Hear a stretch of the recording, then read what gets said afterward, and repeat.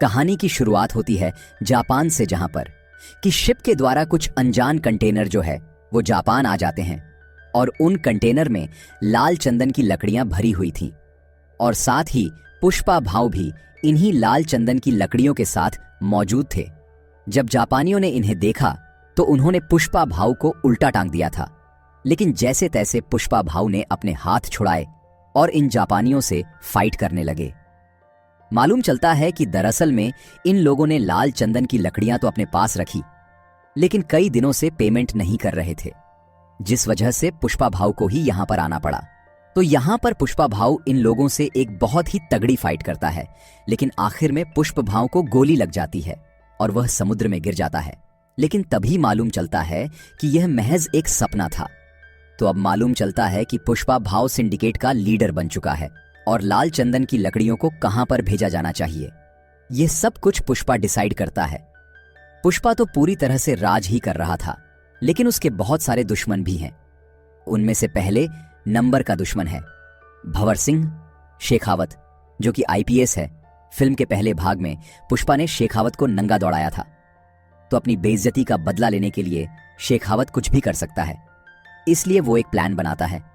जब पुष्पा के लड़के जंगल में जाकर लाल चंदन की लकड़ियों को काटने जाते हैं तो यहां पर भंवर सिंह शेखावत भी वहां पहुंचता और इन सभी को प्लान बनाकर अरेस्ट कर लेता है, क्योंकि लाल चंदन की तस्करी में हमेशा पुष्पा बच जाया करता था, क्योंकि उनके पास कोई भी सबूत नहीं थे। शेखावत इन मजदूरों को बुरी तरह से मारता है और इन सभी 230 मजदूरों को जेल में डाल देता है, जिसके बाद एंट्री होती है पुष्पा भाव की, जो कि पुलिस स्टेशन पहुंचते हैं। लेकिन वहां पर शेखावत मौजूद नहीं था, लेकिन कुछ इंस्पेक्टर मौजूद थे। यहां पर पुष्पा भाव सारे मजदूरों को लेने के लिए नहीं आए थे, बल्कि सिर्फ और सिर्फ सीनू को लेने के लिए आए थे, क्योंकि आज उसकी शादी है। जब पुष्पा यहां से सीनू को ले जाने लगा तो उसने देखा कि सीनू के ऊपर बहुत सारे चोट के निशान हैं।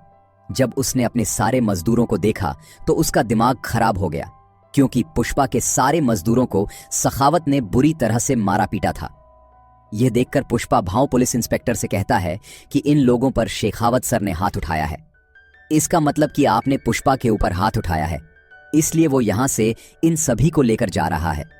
यह देखकर इंस्पेक्टर और बाकी पुलिस वाले कहते हैं कि अगर आप इन सभी लोगों को लेकर चले जाएंगे तो हमारी नौकरी भी चली जाएगी।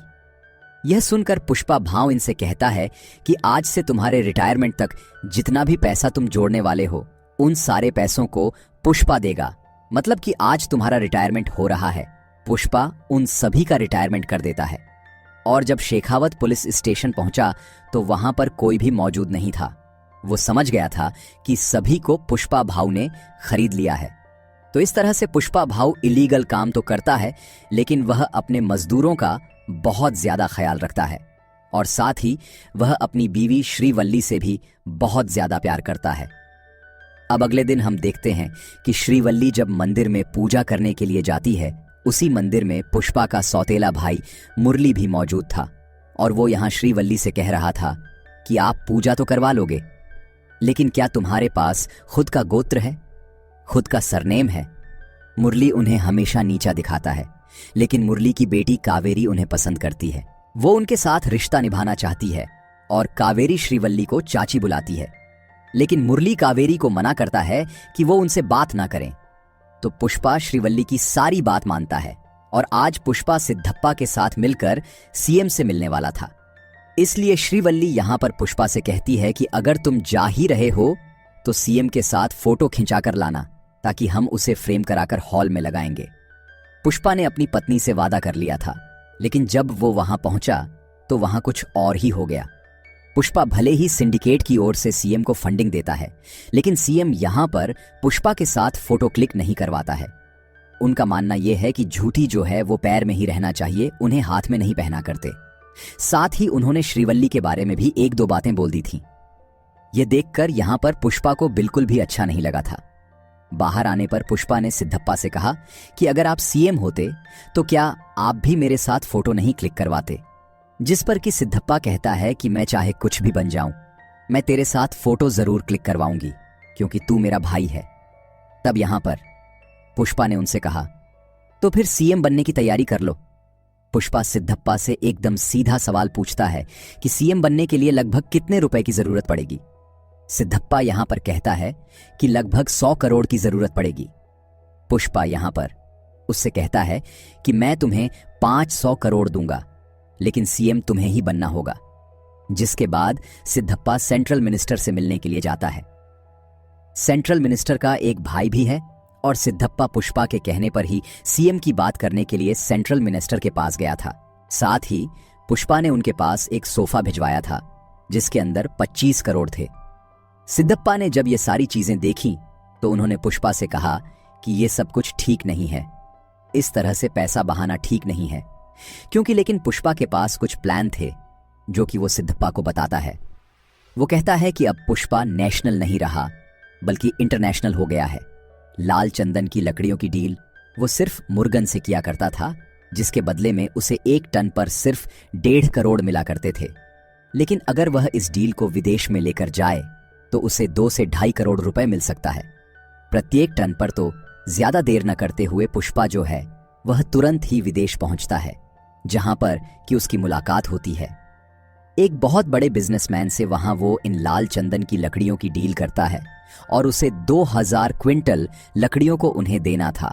बदले में पुष्पा को 5000 करोड़ रुपए मिलने वाले थे।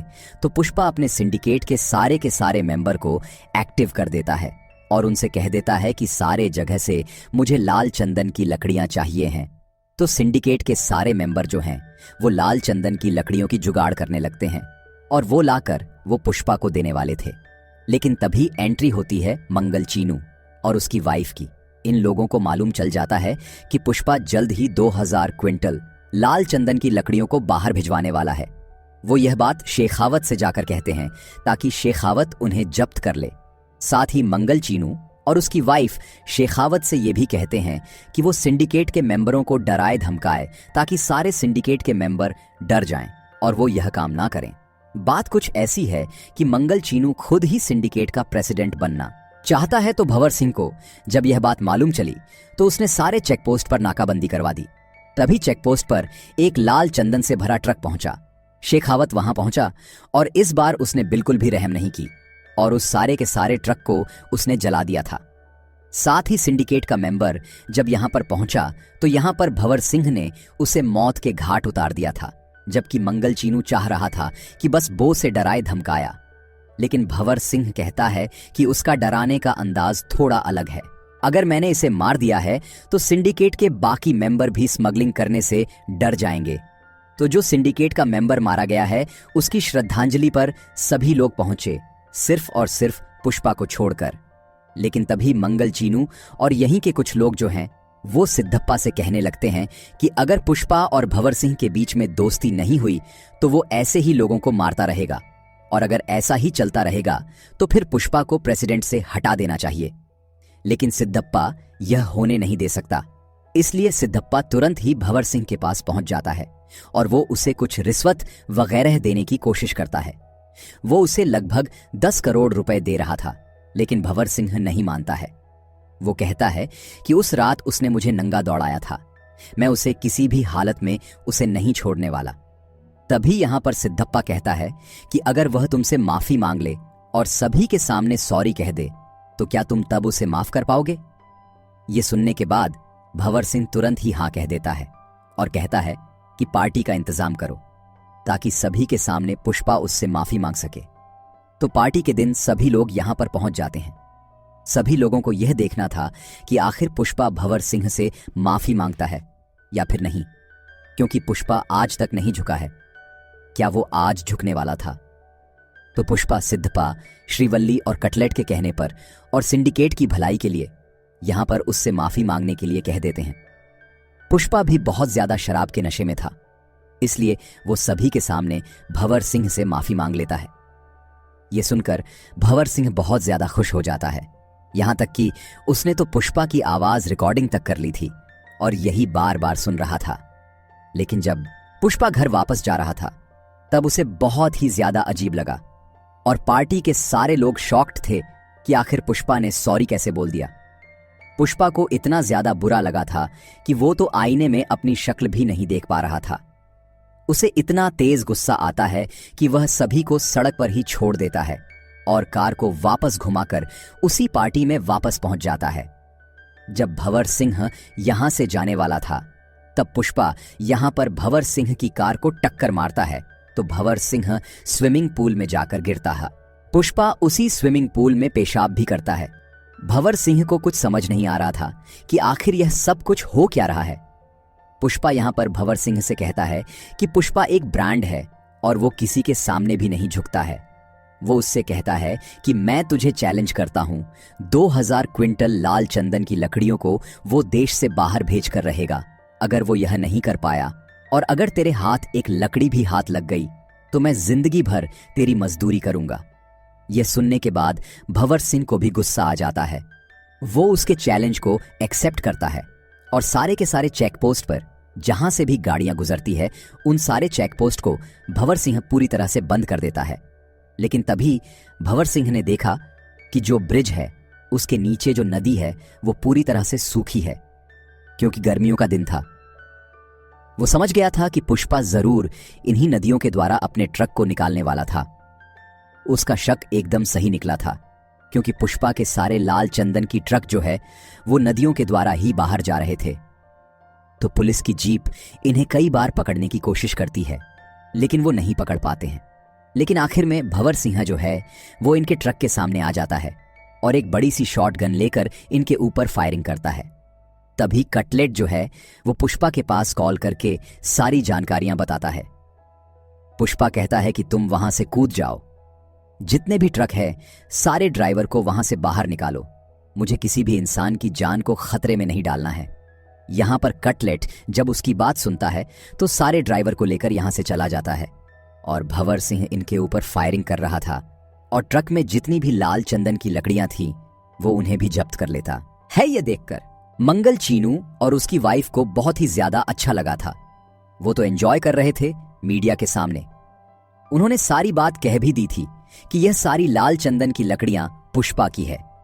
लेकिन थोड़ी देर के बाद मालूम चला कि वो सारी लाल चंदन की लकड़ियां नहीं, नॉर्मल लकड़ियां हैं।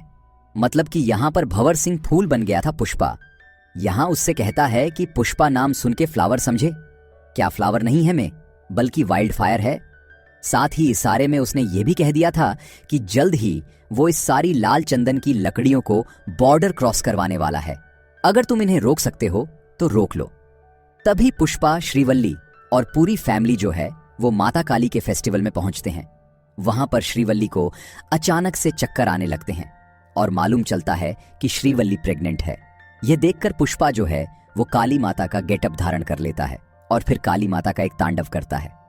श्रीवल्ली यहां पर पुष्पा से कहती है कि आखिर ये तुम क्या कर रहे हो, जिस पर कि पुष्पा कहता है कि मेरी एक इच्छा है, मैं काली माता से लड़की चाहता हूं, क्योंकि अगर लड़का हुआ तो उसे भी सरनेम देना पड़ेगा, लड़की हुई तो वो किसी दूसरे घर जाकर उसे कोई दूसरा सरनेम मिल जाएगा।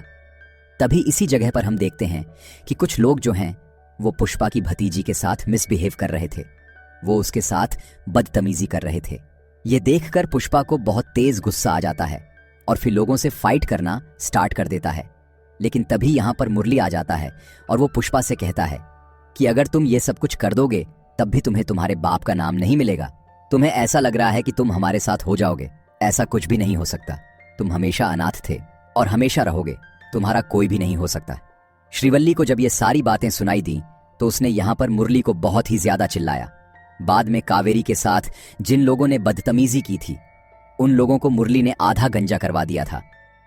अब आगे हम देखते हैं कि मंगल चीनू और उसकी बीवी और भंवर सिंह शेखावत सीएम के पास पहुंचे। उन्होंने उन्हें बताया कि अगर यह लाल चंदन की लकड़ियां बॉर्डर क्रॉस कर जाती है तो तुम्हारी सीएम की गद्दी भी खतरे में है, क्योंकि उससे 2000 से 5 करोड़ की फंडिंग आने वाली है और यह सारी फंडिंग के द्वारा आप सीएम से हट सकते हैं। तब सीएम उन्हें तुरंत ही आदेश दे देता है कि वो इन लाल चंदन की लकड़ियों को बॉर्डर क्रॉस कर जाने से रोके। तो यह सारी लाल चंदन की लकड़ियां रामस्वाराम से होते हुए श्रीलंका जाने वाली थी, क्योंकि रामस्वाराम से श्रीलंका सिर्फ और सिर्फ 18 किलोमीटर की दूरी पर है।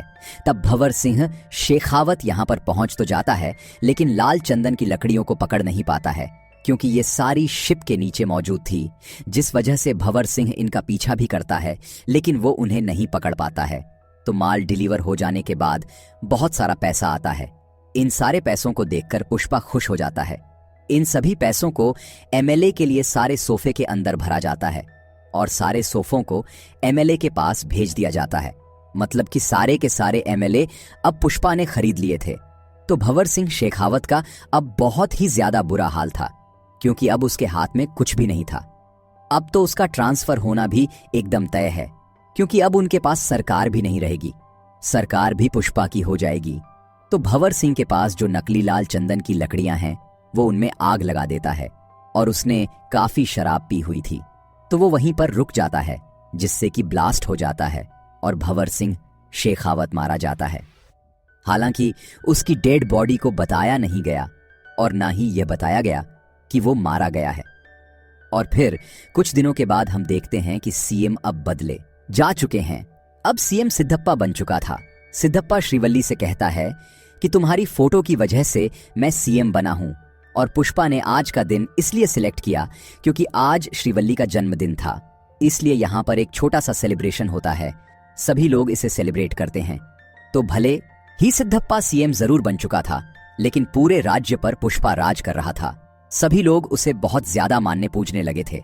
और फिर एक दिन पुष्पा की भाभी, मतलब कि मुरली की पत्नी जो है, वो पुष्पा के घर आती है। वो उन्हें बताती है कि कावेरी को कुछ लोगों ने किडनैप कर लिया है और वो बदले में 2 करोड़ मांग रहे हैं, और अगर उन्हें नहीं दिए तो वो कावेरी को मार डालेंगे। यह बात जब पुष्पा को मालूम चली तो वो पहले तो न्यूज चैनल वालों के पास गया। वहां लाइव आकर उसने उन लोगों से कहा कि अगर मेरी भतीजी कावेरी को कुछ भी हुआ तो वो उन्हें मार डालेगा। उनके पास सिर्फ और सिर्फ 1 घंटा है। 1 घंटे के अंदर अगर वो उसे सौंप देते हैं तो वो उन्हें रहम की भीख दे देगा। यह बातें सिड्डापा और सेंट्रल मिनिस्टर को भी मालूम थी। लेकिन यहां पर एक बात मालूम चलती है, जिन लोगों ने उसे किडनैप किया है वो कोई और नहीं बल्कि सेंट्रल मिनिस्टर का भाई का बेटा होता है। मतलब कि सेंट्रल मिनिस्टर का भतीजा। इसीलिए यहां सेंट्रल मिनिस्टर सिद्धप्पा से पुष्पा के पास कॉल करवाता है। वो लोग पुष्पा से कहते हैं कि वह सेंट्रल मिनिस्टर का भतीजा है, इसलिए वो उसके साथ कुछ भी ना करें। हम उससे जल्द से जल्द कांटेक्ट कर लेंगे और वो कावेरी को छोड़ देगा। अगर वो उसके साथ कुछ कर भी दे तब भी तुम्हें कुछ नहीं ही करना है। लेकिन पुष्पा कहता है कि मुझे कोई भी फर्क नहीं पड़ता है। सेंट्रल मिनिस्टर भाड़ में जाए और सिद्धप्पा सीएम भी भाड़ में जाए, मुझे किसी से भी कोई भी लेना देना नहीं है। तो सेंट्रल मिनिस्टर का भतीजा 10 करोड़ रुपए पुष्पा से मांग रहा था और अकेले ही पुष्पा को उसके अड्डे पर बुला रहा था। पुष्पा मान जाता है और हेलीकॉप्टर से वो वहां पहुंच भी जाता है। यहां पर पहुंचकर सबसे पहले तो वो गन से फायर करता है, लेकिन बाद में मिनिस्टर का भतीजा पुष्पा से कहता है कि तेरी भतीजे के ऊपर भी गन पॉइंट है, इसलिए तुझे थोड़ा ठंडा रहना पड़ेगा। तो यहां पुष्पा उन्हें गन दे देता है और बाद में ये लोग पुष्पा को बुरी तरह से मारने लगते हैं। इन्हें बहुत अच्छे से मालूम है कि पुष्पा के हाथ बंधे रहने के बावजूद यह कमाल कर सकता है और सभी को बुरी तरह से मार भी सकता है। इसलिए इस बार वो बिल्कुल भी रिस्क नहीं लेते हैं। इस बार वो उसके हाथ बांधते हैं, पैर भी बांधते हैं और फिर वो लोग कावेरी की इज्जत पर हाथ भी डालने लगते हैं। यह देखकर पुष्पा को बहुत ही तेज गुस्सा आता है और फिर वो उड़ उड़कर इन्हें मुंह से काट काट कर बुरी तरह से मार डालने लगता है। तो मिनिस्टर का भाई भी वहां पहुंच चुका था, तो पुष्पा ने मिनिस्टर के भाई समेत भतीजे को भी मार डाला था। यह सारी बातें जब मिनिस्टर को मालूम चली तो वो तो पूरी तरह से पागल हो चुका था। अब अगले सीन में हम देखते हैं कि पुष्पा जब अपने घर होता है तब उसके घर पर मुरली आता है। मुरली को अपनी गलती का एहसास हो गया था, इसलिए वो पुष्पा और पूरी फैमिली से माफी मांगने के लिए आया था। वो कहता है कि मुझे बहुत अच्छे से मालूम चल गया है कि आप ही मेरी फैमिली हो। मैं सिर्फ यहां पर कावेरी का कार्ड देने के लिए आया हूं, क्योंकि उसकी शादी होने वाली है और कावेरी ने मुझसे कहा है कि अगर पुष्पा भाऊ इस शादी में नहीं आते हैं तो मैं मंडप में नहीं बैठने वाली। तब श्रीवल्ली यहां पर पुष्पा को बताती है कि सारे कार्ड पर मां का नाम है और साथ ही तुम्हारा नाम भी है। ये देखकर पुष्पा बहुत ज्यादा इमोशनल हो जाता है और पूरी फैमिली समेत वो कावेरी की शादी में पहुंचते हैं। सभी लोगों ने एक दूसरे को माफ कर दिया था और अब आगे बढ़ चुके थे और यहां मिनिस्टर के घर पर मातम छाया हुआ था, क्योंकि मिनिस्टर का भाई और मिनिस्टर का भाई का बेटा जो है वह मारे गए थे। यहां पर एक आदमी आता है जिसके हाथ में पार्सल था। जैसे ही वो मिनिस्टर के पास उसे लेकर आता है, अचानक से उसे एक आदमी पहाड़ी पर से ब्लास्ट कर देता है और यहीं पर यह फिल्म खत्म हो जाती है। वो आदमी कौन था ये नहीं बताया गया, लेकिन पुष्पा 3 का अनाउंसमेंट कर दिया गया है, जिसका नाम है पुष्पा द रैम्पेज। वीडियो को आखिर तक देखने के लिए आपका बहुत बहुत धन्यवाद।